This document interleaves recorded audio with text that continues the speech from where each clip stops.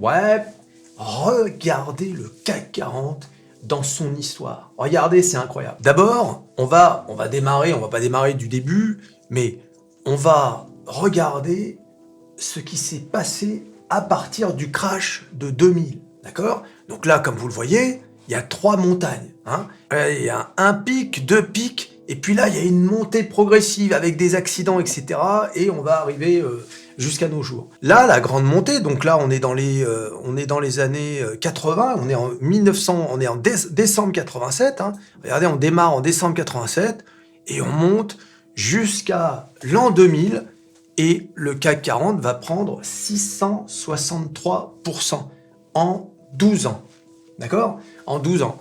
Ok? Mais on va pas s'occuper de cette montée de stagnation au début et puis une montée progressive. Hein. Là, c'est ce qu'on appelle, hein, entre 96 et 2000, c'est vraiment la bulle Internet. D'accord? La bulle Internet qui va exploser. Exploser comme jamais.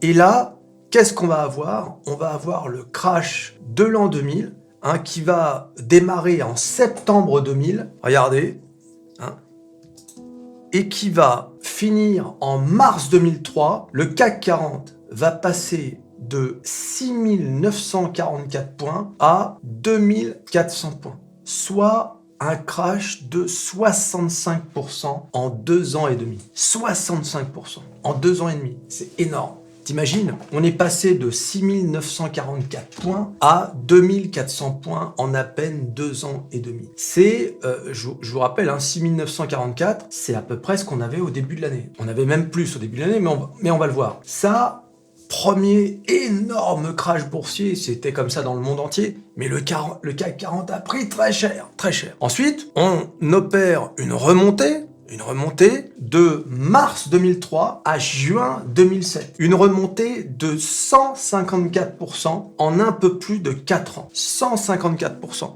Mais, comme vous pouvez le constater, on n'a pas rattrapé les plus hauts de l'an 2000. Eh oui!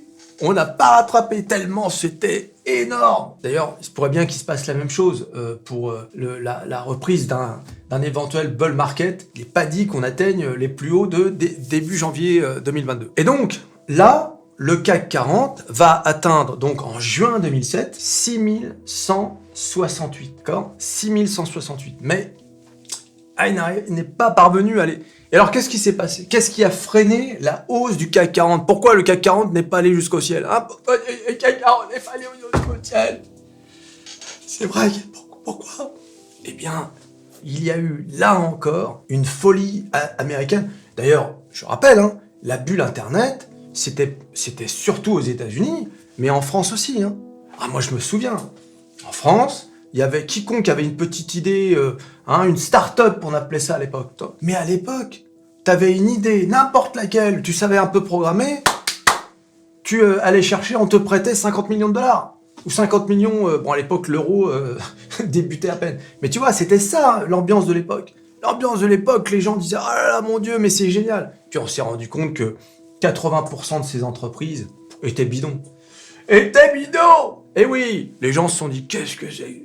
Rien. Toi et moi, on aurait pu soulever 50 millions d'euros en 24 heures avec une pauvre idée, tu vois. Faut savoir que personne n'y connaissait rien, tu vois. C'était le début d'Internet. Voilà. Et d'ailleurs, de cette période, seules les entreprises sérieuses sont restées. Google, etc.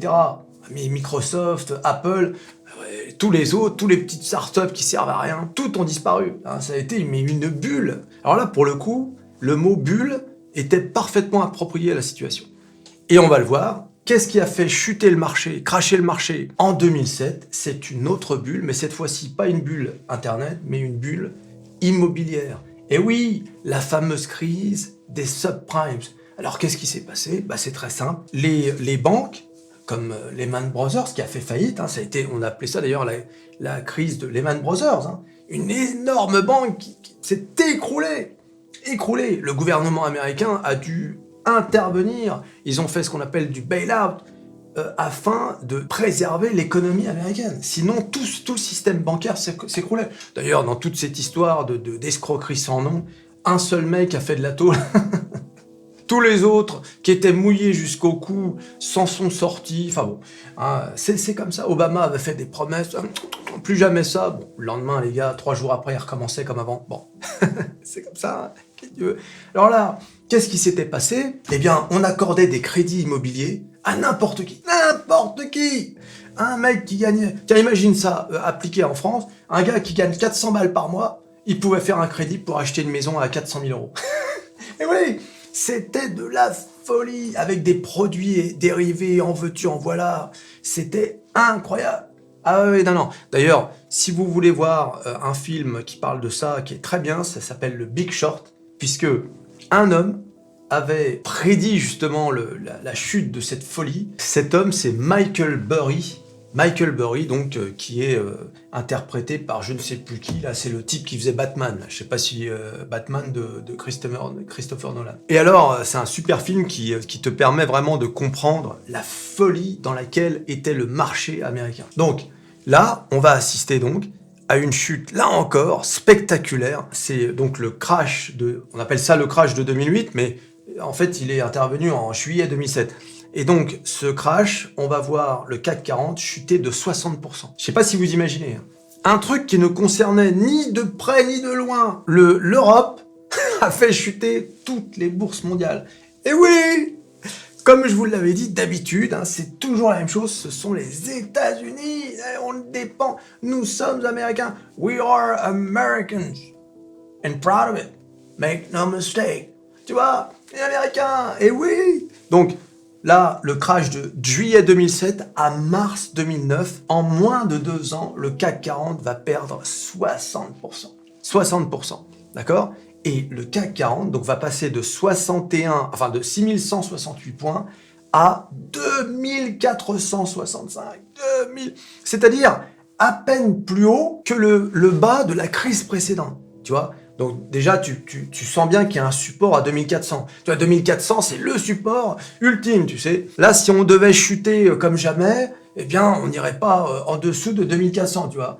Mais bon, on chuterait de bien plus haut. Hein. Donc là, et là, il va se passer quelque chose, parce que cette crise a été terrible. Ah oui, la crise de 2008, ça vraiment... tout le monde a pris, hein, tout le monde. Je me souviens, Dubaï, une ville qui était en plein boom à l'époque, les chantiers se sont arrêtés direct. Ah oui, je dis, ça a touché toute la planète. Toute la planète. Ça a été terrible, hein, la crise de 2008. Hein. Terrible, terrible, terrible. À partir de là, on va assister à une montée absolument spectaculaire et quasiment inarrêtable. Hein. C'est la montée donc, qui va commencer de mars 2009 à quoi ? Regardez, de mars 2009 jusqu'à février 2020. Et qu'est-ce qui s'est passé en 2020 ? Et oui, et oui, le Covid. Ah ouais. Oh, regarde ce qui s'est passé. Hein ? On était tranquille, en vitesse de croisière. Pendant près de 11 ans, on a fait une remontée de 146%. Oh, bien sûr, regardez, hein, il y a eu des petits accros. Hein. Vous voyez, là, avril 2011, bing, ça chute. Avril 2011, moins 30%, une petite chute, on remonte. Voilà, on remonte jusqu'où ? On remonte jusqu'en mai 2015. Et en 2015, à nouveau, une chute de 25%. Mais tu vois, comparé à ce que je t'ai montré, 65%, 60%, ce sont des mini-crashs. C'est normal. Un marché ne peut pas monter en ligne droite, ça n'existe pas, qu'est-ce qu'il raconte ? Oh l'eau ! Oh, il y a n'importe quoi, et pourquoi on monte pas en ligne droite ? Et puis quoi encore ? Hein ? Comment on fait pour se faire un peu... Le marché fait toujours une petite pause. Sinon, tout s'écroule. Faut faire des petites pauses. Hein ? Alors, on va voir ce qui se passe aujourd'hui. On y vient. Et donc le crash du Covid, donc qui est là, regardez, on va faire un zoom, y a pas de souci. Tu veux un zoom, on va faire un zoom. Pourquoi tu t'énerves ? On voit rien. Eh ben on y est, regarde. Sauf que là, les gars, c'est du jamais vu. Hein. Le CAC 40 va perdre 40% en un mois. En un mois. Vous avez vu, hein ? Les autres, je vous ai dit, hein, Ils ont perdu le premier crash, moins 65% en 2 ans et demi. Deuxième crash, moins 60% en moins de 2 ans. Là, on va perdre 40% en 1 mois. Ah oui, c'est le Covid, c'est terrible. Ça a été une catastrophe. Bah, tu t'imagines, les gens se sont dit c'est fini. Et non, c'était pas fini. Hein, finalement, bon, bah, c'était moins grave qu'on le pensait. Il faut voir, un confinement, c'est la première fois de nos vies qu'on était confinés. La première fois, donc c'était un événement mondial. On s'est dit, ça y est, c'est le film Contagion, tu sais, avec Marion Cotillard. Tu as pas vu ce film? Non? Bon, écoute, qu'est-ce que tu veux que je dis? C'est pas ma faute. Ça, ce film, c'est intéressant, hein, parce que c'est quasiment ce qui s'est passé dans le Covid. Alors que le film, je crois qu'il est sorti en, quoi, 2011, un truc comme ça, enfin bon, peu importe. Et donc là, on chute de 40% en 1 mois, et là, on va faire une remontée spectaculaire en un peu moins de 2 ans. On va faire une montée de 103%. 103%. En moins de 2 ans, on va... Ah oui, alors j'ai pas dit... Le CAC 40, pour la crise du Covid, il est passé de 6111 points à 3632. On est passé de 3632 à, et alors là, c'est ce qu'on appelle le all-time high, c'est-à-dire le plus haut de tous les temps, 7384 points. Et ça, c'était en janvier 2022. 7384 points. 103% en moins de 2 ans. C'est énorme. Et nouveau crash, celui qu'on est en train de vivre actuellement. Hein. Donc pour ceux qui sont très jeunes sur cette chaîne, eh bien vous avez vécu 2 crashs en 3 ans. Le crash du Covid et puis là, alors et c'est là qu'on va se poser la question, hein, parce que là on va voir où on en est. Donc là, on va appeler ça le crash de 2022, janvier 2022. Donc c'est l'inflation et la guerre, hein, la crise de l'énergie qui entraîne la guerre. Donc en 8 mois, le CAC 40 a perdu 24%. 24%, ça c'était en septembre. Donc de janvier à septembre, donc en 8 mois, le CAC 40 a perdu 24%. Mais depuis septembre, à nos jours, le CAC 40 a repris, hein, vous voyez, c'est ici, le CAC 40 a repris, il a repris à environ 14%. Il est même monté jusqu'à 18%, d'accord? Mais en à peine 2 mois, de septembre à novembre, eh bien le CAC 40 a repris 14%. Donc quand on regarde l'historique, est-ce que c'est ça qu'il faut regarder? Est-ce qu'on est juste dans vous voyez, dans une sorte de correction comme on avait là, c'est-à-dire en 2015 et en 2011, là, bon, et même en 2018, là, il y a la crise du Covid, mais qui s'est, encore une fois, rétablie très rapidement, vous voyez? Est-ce qu'on est dans cette situation-là, et dans ce cas-là, on va remonter, après tout. Ah, pourquoi on s'arrêtera en si bon chemin? Ou bien, on va venir redescendre, hein, c'est-à-dire, voilà, bah, comme il y a eu ici, hein. Regardez, là, par exemple, dans la chute du crash de 2000, regardez, ici, on a une zone verte, voilà. Enfin, c'est plus un range, d'ailleurs. Mais bon, si on part de là, on a quand même on est remonté jusqu'à 35%. D'accord? Donc les gens ont très bien pu se dire « Ah, ça y est, c'est la fin du crash, on remonte. » Attention, hein, là, ce que je suis en train de vous dire, ça a duré 211 jours. D'accord? Donc c'est quand même du temps. Hein, ça se passe pas comme ça en 3 jours. Donc c'est ça la question. Est-ce que c'est un rebond de quelques mois, Et pour descendre de plus belle, voilà, telle est la question. Telle est la question. Alors, il faut quand même se souvenir d'une chose, c'est que à cette époque-là, Internet n'en était qu'à ses débuts, d'accord? Et même là, il n'y avait pas encore le trading, l'investissement à la bourse n'était pas aussi populaire qu'aujourd'hui. Et ça change tout. Et surtout depuis le Covid. C'est pour ça qu'on a une remontée de fou. Il faut savoir qu'il y a eu 2 phénomènes. La Fed a injecté des trillions de dollars dans l'économie américaine. D'accord? Ils ont imprimé du billet. Donc, ce qui a fait que des gens recevaient des chèques.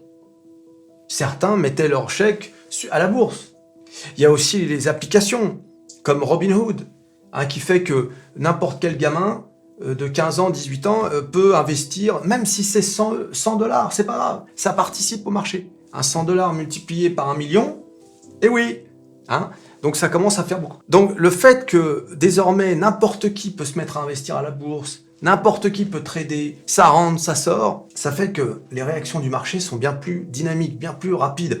Regardez, l'exemple le plus frappant, c'est bien évidemment la reprise après le Covid. Il n'est pas dit qu'une crise comme ça, dans les années 2000, je suis pas sûr que le marché eût repris aussi rapidement. J'en suis pas sûr.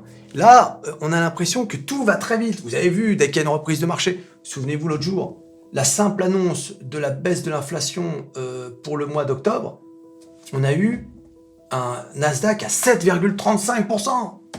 Une euphorie sans nom. D'ailleurs, on est impatient de connaître l'inflation du mois de novembre, hein, qui sera donc annoncée en décembre. Là, j'ai l'impression que ça passe ou ça casse. Hein.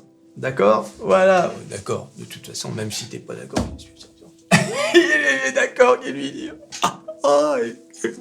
N'importe quoi. Voilà.